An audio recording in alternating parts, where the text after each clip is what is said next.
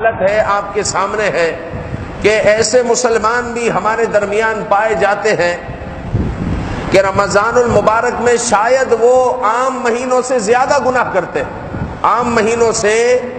زیادہ گناہ کرتے ہیں۔ کرکٹ کھیلنے والوں کو آپ دیکھیں کہ رمضان المبارک میں رات تراویح کے بعد یا عشاء کے بعد ان کا کرکٹ شروع ہوتا ہے،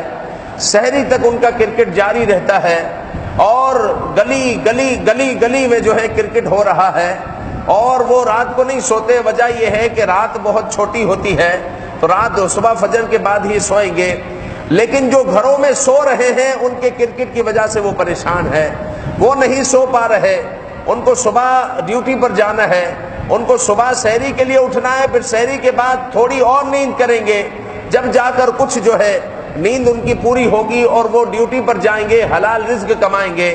لیکن ان کے کرکٹ کی وجہ سے وہ نہیں سو پا رہے۔ تو یہ حقوق العباد کا مسئلہ آ گیا۔ پورا سال تو مسلمانوں کو تنگ نہیں کیا، رمضان المبارک میں وہ تنگ کر رہا ہے، پورا سال یہ گناہ نہیں کیا، رمضان میں یہ گناہ کر رہا ہے۔ تو رمضان میں گویا ایسا ہو جاتا ہے، بعض لوگ ایسے ہمیں دکھائی دیتے ہیں کہ عام دنوں سے زیادہ وہ گناہ کرتے ہیں۔ اسی طرح جوئے کے اڈوں پر بھی جو ہے رش لگ جاتا ہے، جگہ جگہ میلہ لگا ہوا ہوتا ہے، جگہ جگہ پر جو ہے پتے کھلائے جا رہے ہوتے ہیں، اور جو چھوٹے جوؤں کے سسٹم، یہ رنگ پھینکنا یہ جوا ہے، اسی طرح وہ چکری چلانا یہ جوا ہے، یہ پتے بانٹ کر جو ہے انعامات تقسیم کرنا یہ جوا ہے۔ بہت سارے چھوٹے چھوٹے جوؤں کے اڈے جو ہے ہمارے علاقوں میں سج جاتے ہیں، اور نہ جانے کن کن گناہوں میں ہمارے لوگ مبتلا ہو جاتے ہیں۔ تو میرے بھائیوں یاد رکھیں کہ رمضان المبارک تو اللہ کی رحمتوں کو سمیٹنے کا مہینہ ہے،